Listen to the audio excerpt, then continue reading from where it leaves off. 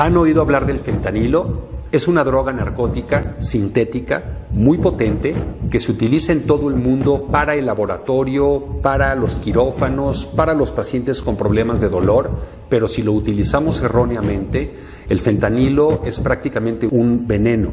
Tiene una gran capacidad para generar dependencia, para generar sobredosis y para conducir a las personas a la conducta inyectora, que de por sí es muy problemático. Hay que defender el uso del fentanilo para la medicina y abatirlo por completo como droga lúdica en la población general. Vamos en 3, 2. Gobierno de México. Hola, ¿qué tal? Buenas tardes. Mi nombre es Nadia Robles. Soy directora de Coordinación de Programas Nacionales en la Comisión Nacional contra las Adicciones.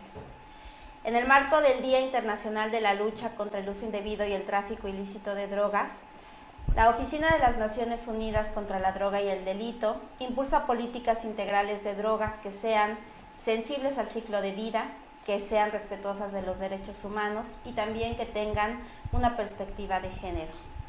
A lo largo de estos días hemos tenido una serie de conversatorios, todos ellos con especialistas mujeres en el campo de las adicciones y otros ámbitos de la salud. El día de hoy nos enfocaremos en el tema de tratamiento con usuarios de drogas. Es un gusto para mí darle la bienvenida a la doctora Osiris Pasarán. Ella es directora del Hospital Psiquiátrico Fray Bernardino Álvarez. Bienvenida, doctora. Muchas gracias por la invitación. Y también tenemos con nosotros a la doctora Josefa Cavazos Olivo. Ella es psiquiatra y además es paidopsiquiatra del Hospital Psiquiátrico Infantil Juan N. Navarro. Bienvenida, doctora. Muchas gracias. Muy bien, pues entremos en materia. El tratamiento sin duda alguna es un elemento de los servicios de salud que debe ofertarse tanto a niños, niñas y adolescentes y a personas adultas. El día de hoy nos están acompañando estas especialistas porque ellas son expertas en la temática con niños, niñas y adolescentes y también con la población adulta. Sin embargo, un tratamiento integral debe de tener distintas miradas y verse desde distintos ángulos. Primero, quisiera yo abordar el tema de qué pasa con los niños, qué sucede durante el desarrollo, pensando en el desarrollo de niños. Es muy común que escuchemos que los problemas de salud mental están asociados con el consumo de sustancias. Mucha gente se pregunta, por ejemplo, si primero hay un trastorno de salud mental o un problema de salud mental y luego viene el consumo de sustancias o si es al revés. Sin duda alguna sabemos que están relacionados y nos gustaría que nos comentaras un poquito al respecto, doctora. Claro que sí, Nadia. Mira, sí, efectivamente hay una relación muy estrecha entre los problemas de salud mental y el consumo de sustancias, sobre todo en la adolescencia. Entonces, podríamos decir que un 40% de los adolescentes que consumen sustancias tienen un trastorno de salud mental precedente.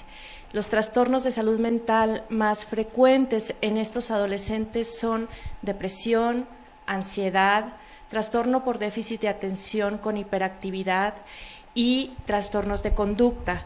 Podríamos, estos padecimientos de salud mental generan síntomas que no se sienten bien en el individuo. Por ejemplo, muchos adolescentes inician el consumo de alcohol o cannabis para disminuir los síntomas ansiosos o síntomas depresivos, para sentirse mejor o para lograr sentirse bien. Pero esto se convierte en un círculo vicioso. Las sustancias psicoactivas posteriormente causan pues un malestar significativo o que se sientan peor. Entonces los adolescentes vuelven a buscar el uso de sustancias para sentirse bien de forma transitoria, pero después se sienten mal otra vez. Entonces, siempre que vayamos a hacer un abordaje o un tratamiento en adolescentes por uso de sustancias, es muy importante ver e investigar a profundidad qué es lo que hay de fondo. Si hay depresión, si hay ansiedad, si hay ansiedad social, si hay trastorno por déficit de atención e hiperactividad o si existe algún otro problema de salud mental, porque el tratamiento efectivo es el tratamiento que aborda todas las necesidades del paciente. Doctora Osiris, si pensamos en que se presenta un problema de salud mental en la niñez o en la adolescencia y este avanza y eventualmente tal vez esta persona que lo padece presenta consumo de sustancias, ¿qué podemos esperar en la adultez? ¿Qué se podría dar? Bueno, pues entonces sí hablaríamos justamente de un trastorno del consumo, ya un trastorno, y entonces sabemos que el cerebro, si empieza en la edad de formación y empieza a tener contacto con sustancias, puede tener alteraciones serias de estructura, y los pacientes, los usuarios pueden empezar a tener problemas psiquiátricos, y entre esos, por ejemplo, bien lo decía la doctora Josefa, algunos pacientes con esquizofrenia empiezan a usar, por ejemplo, cannabis para callar las voces, digamos las alucinaciones, pero entran en un círculo donde propiamente por su patología y por el consumo de sustancias pueden tener ideas de persecución, paranoia, y entonces entran en este círculo vicioso de que por un rato puede bajar la angustia, la ansiedad, pero después se incrementa, ¿no? Entonces estas sustancias sí suelen hacer que esta posible patología de inicio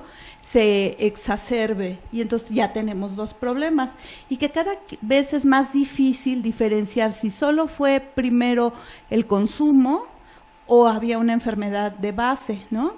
Lo más, bueno, a nosotros, por ejemplo, a lo mejor allá en el psiquiátrico infantil con la doctora Josef, llegan en otras circunstancias, pero acá con nosotros, ya en adultos, los pacientes ya es difícil diferenciar, y entonces nosotros hablamos de patología dual, en el sentido de que son tan importantes una como la otra, y conviven, y entonces hay que estar atentos a hacer ambos tratamientos, los que fueran necesarios.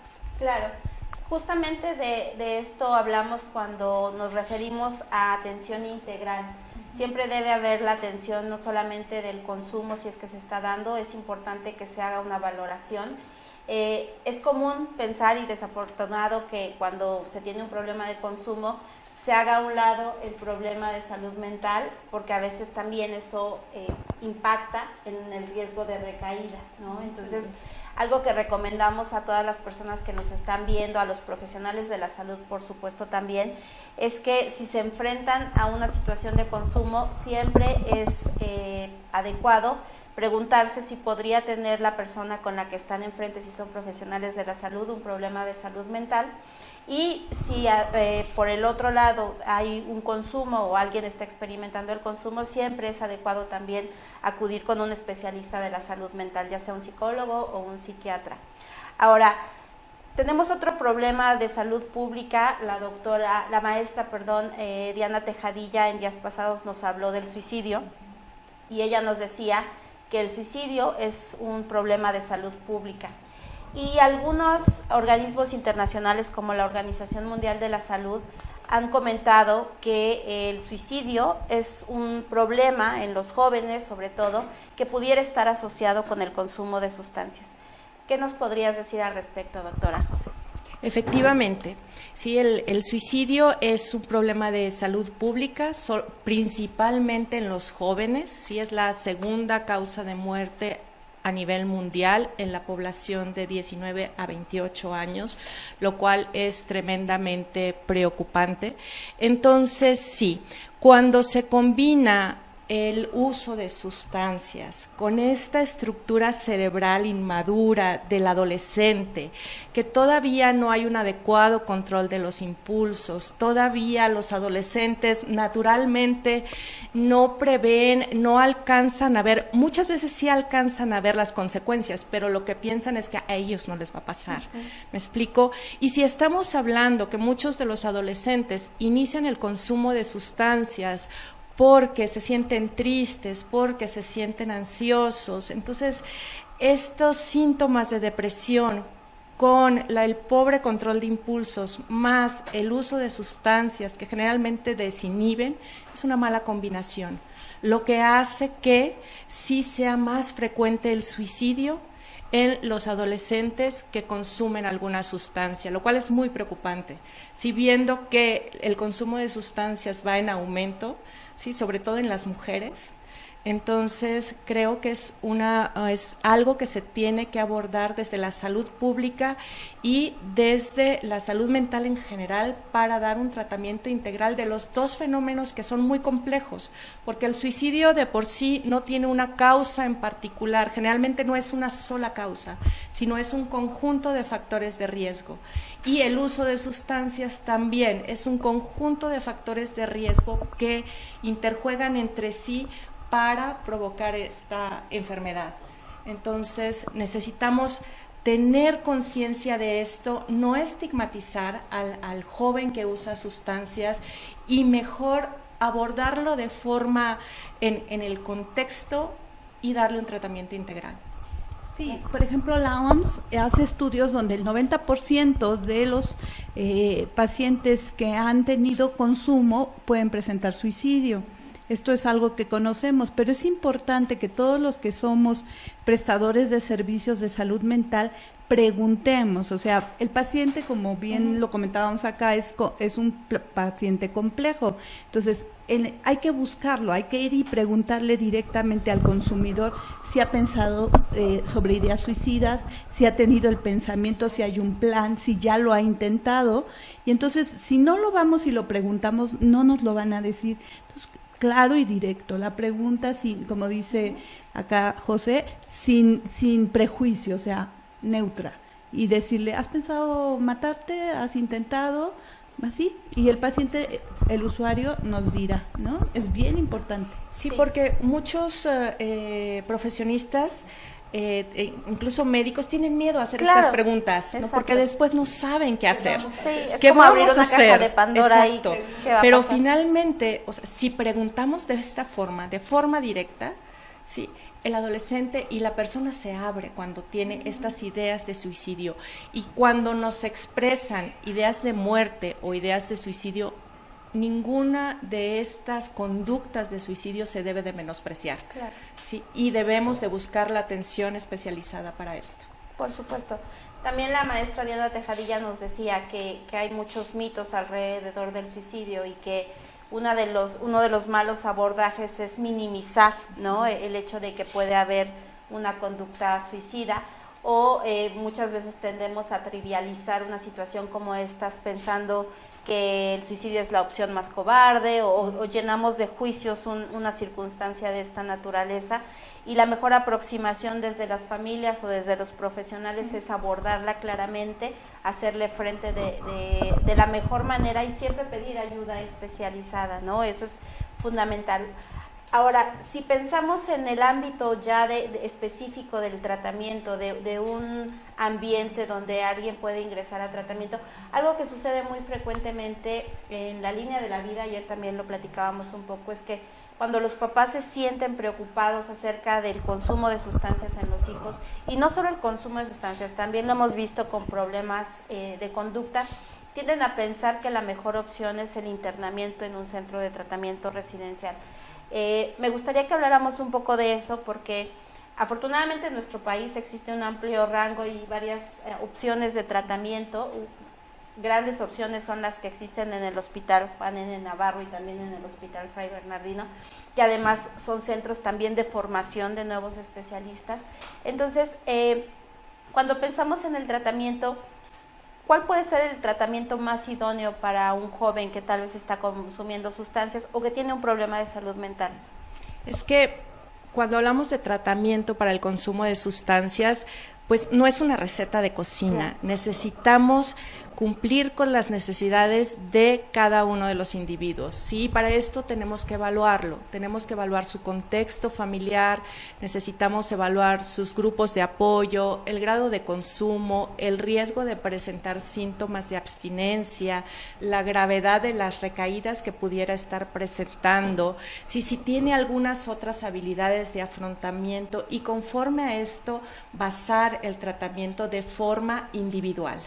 Sí, así como no hay una sola causa para el consumo de sustancias, así no hay un solo tratamiento. Y el tratamiento ideal debe de incluir a la familia, debe de incluir al ambiente, debe de incluir estas estrategias de afrontamiento saludables para este adolescente, para que pueda enfrentar el estrés, las condiciones de la vida diaria, ¿no? Entonces, generalmente en los adolescentes se prefiere el tratamiento ambulatorio, siempre y cuando el trastorno por uso de sustancias sea un trastorno de leve a moderado, sí, que el adolescente tenga un grupo de apoyo, ya sea familiar o social adecuado, que no siempre pasa, sí, o si no es adecuado, que estén dispuestos a trabajar en volverlo adecuado, ¿no? Y cuando no hay un trastorno psiquiátrico grave que requiera hospitalización, la opción es el tratamiento ambulatorio.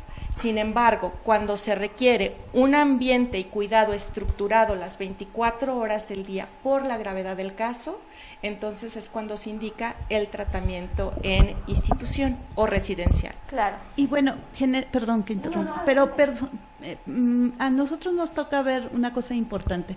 Cuando las familias están agotadas es cuando vienen y te piden ayuda, porque tristemente los pacientes o los consumidores no van de entrada con el psiquiatra o con los psicólogos, buscan otras opciones. Y entonces, aunque hay centros bastante recomendables, hay otros lugares no tan buenos, y entonces las familias van y piden ayuda en esos lugares porque están como agotados, están explotados, digamos, ya estallados, cansados de el usuario y de haber hecho lo que se podía y no lograr la abstinencia. Lo llevan a instituciones no manejadas por profesionales, y de repente eso complica. Entonces habrá que ver bien a qué lugar lo queremos llevar, con qué personas, porque tiene que estar dirigido por un profesional. Si no hay un psicólogo, un psiquiatra que haya valorado esta posibilidad de internamiento, yo no recomendaría internar, o sea, no es la primera opción. Y eso es bien importante porque la familia está agotada y no sabe cómo atenderlo, y lo más fácil es como llevarlo lejos, ¿no? Entonces, claro que la atención es integral al usuario, a la familia, y es muy importante que el chavo cambie sus redes de apoyo, porque si su red de amigos y van siempre al mismo lugar a donde se drogan, en la misma, él difícilmente va a poder escapar de eso. Entonces sí es algo complejo. Muy bien, vamos a un corte y regresamos. ¿Han oído hablar del fentanilo? Es una droga narcótica sintética muy potente que se utiliza en todo el mundo para el laboratorio, para los quirófanos, para los pacientes con problemas de dolor, pero si lo utilizamos erróneamente, el fentanilo es prácticamente un veneno. Tiene una gran capacidad para generar dependencia, para generar sobredosis y para conducir a las personas a la conducta inyectora, que de por sí es muy problemático. Hay que defender el uso del fentanilo para la medicina y abatirlo por completo como droga lúdica en la población general.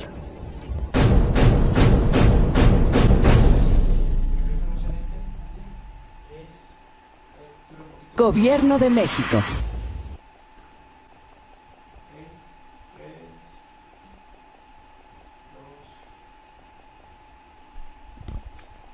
Regresamos. La doctora Osiris nos hablaba justamente hace un momento del cansancio que tiene la familia o las difíciles situaciones a las que se enfrenta una familia cuando tiene o coexiste o cohabita con alguien que consume sustancias. Entonces, si pensáramos en etapas previas, ¿qué podemos hacer dentro de la familia para no llegar justamente a este nivel de agotamiento? ¿Hay algunas herramientas que podríamos pensar con los jóvenes, con los adolescentes? Sí, claro. Algunos expertos en crianza nos mencionan que algunos tips, algunas prácticas, ¿no?, para desarrollar con los niños, niñas y adolescentes para disminuir el consumo o prevenir el uso es mantener una comunicación activa con ellos. ¿Qué quiere decir? Que los escuchemos con atención, que los respetemos y que nos involucremos en su vida y en lo que están sintiendo. Otra de las cosas que recomiendan es ayudarlos a trabajar en la solución sana de problemas, no enfocarse en el problema, sino en las formas en cómo podemos solucionarlos y sobre todo en los adolescentes, negociar con ellos las posibles soluciones, evaluar las propuestas y tal vez volver a cambiar esa solución dependiendo de si funciona o no. El aceptar a nuestros hijos tal y como son, confiar en ellos y decirles, reforzarles las cosas buenas que tienen desde antes, antes de que lleguen a la adolescencia.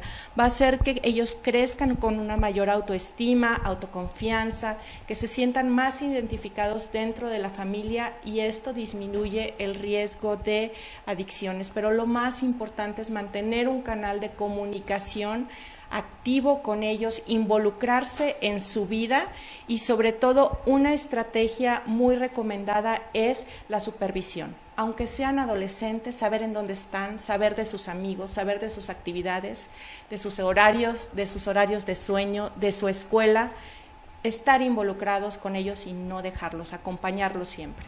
Y bueno, entonces con lo que nos comparte José, finalmente es la prevención, ¿no? Y entonces yo les daría un consejo, digamos, a los papás. Cuando nosotros encontráramos o tuviéramos la idea de que nuestra adolescente está consumiendo, antes de entrar a la confrontación, al conflicto, habría que informarse exactamente de qué está hablando, de qué está consumiendo, cómo es que logra obtener las sustancias, y en ese sentido mantener la comunicación, ¿de acuerdo? Entonces, si eso no se logra, de verdad busquen ayuda de un profesional.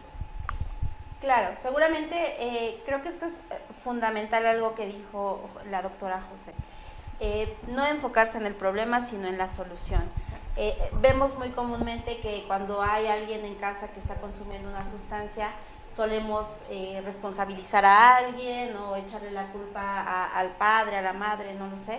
Pero siempre hay que focalizarnos en la solución, y parte de la solución es buscar a un profesional de la salud. A veces no sabemos qué hacer, y está bien, porque nadie te prepara necesariamente para vivir estas experiencias, pero acercarte a un profesional de la salud te puede dar las herramientas para saber cómo ir solucionando este tipo de cuestiones. Pues bien, nos estamos acercando ya hacia el final de este conversatorio. Agradecemos, por supuesto, la presencia de nuestras especialistas. Y también quisiéramos que nos comentaran un poco de qué ofrece los hospitales en los que ustedes se encuentran. Sabemos que tienen servicios disponibles para las personas, entonces sé que el Hospital Juan N. Navarro se especializa obviamente en niños, entonces bueno, pues a lo mejor si nos comenta un poquito de los servicios, doctora. Sí, nosotros tenemos atención ambulatoria y hospitalaria para los problemas de salud mental en niños, niñas y adolescentes, incluyendo los trastornos por uso de sustancias. Sí, diferentes intervenciones conductuales, con medicamentos, sí, y damos un tratamiento integral en esto. Actualmente, si visitan la página de los servicios de atención psiquiátrica, van a poder encontrar el teléfono de atención en crisis para estos momentos, orientado a la atención emocional de los niños, niñas y adolescentes. Sí, nosotros tenemos una clínica que le llamamos de patología dual. Una de la parte más grande o gruesa de nuestra atención es ambulatoria, curiosamente, ¿verdad?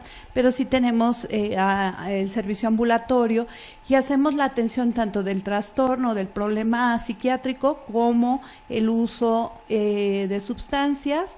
Es un manejo igual integral, es un grupo de trabajo que está conformado por psiquiatras, psicólogos y terapeutas de familia. Pues trabajamos en equipo multidisciplinario con el usuario y con la familia, o sea, siempre vamos de la mano. Claro, la familia sin duda es importante en el tratamiento, y la parte integral también no solamente tiene que ver con el individuo, sino también con el medio ambiente, y entre ese medio ambiente evidentemente está la familia. Les agradecemos mucho que nos hayan acompañado el día de hoy. Hoy terminamos esta serie de conversatorios. Fue muy importante haber hecho presente la voz de las mujeres especialistas en el ámbito de las adicciones. Les agradezco mucho a todas las colegas que participaron a lo largo de estos días. Y bueno, pues nos encaminamos el día de mañana a la conmemoración del Día Internacional de la Lucha contra el Uso Indebido y el Tráfico Ilícito de Drogas. A las 11 de la mañana, de mañana viernes, vamos a tener una transmisión en vivo donde se van a presentar los resultados del Informe Mundial de Drogas. Los esperamos. Que tengan buena noche. Muchas gracias. Muchas gracias a ustedes por estar. Muchas gracias. ¿Han oído hablar del fentanilo? Es una droga narcótica sintética muy potente que se utiliza en todo el mundo para el laboratorio, para los quirófanos, para los pacientes con problemas de dolor, pero si lo utilizamos erróneamente, el fentanilo es prácticamente un veneno. Tiene una gran capacidad para generar dependencia, para generar sobredosis y para conducir a las personas a la conducta inyectora, que de por sí es muy problemático. Hay que defender el uso del fentanilo para la medicina y abatirlo por completo como droga lúdica en la población general.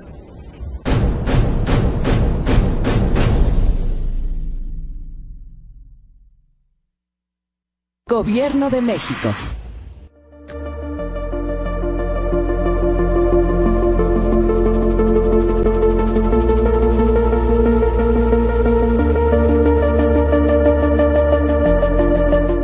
La Línea de la Vida es un servicio dedicado a la atención y promoción de la salud mental, así como a la prevención, recuperación y rehabilitación de sustancias psicoactivas y emergentes.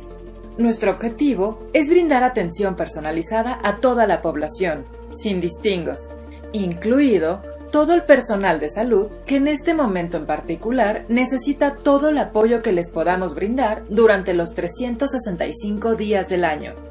El apoyo es multicanal, vía telefónica, redes sociales y presencial, de manera profesional y con calidez. Además, se favorece el acceso a otros servicios de salud especializados mediante derivaciones a quien lo necesite. Gobierno de México.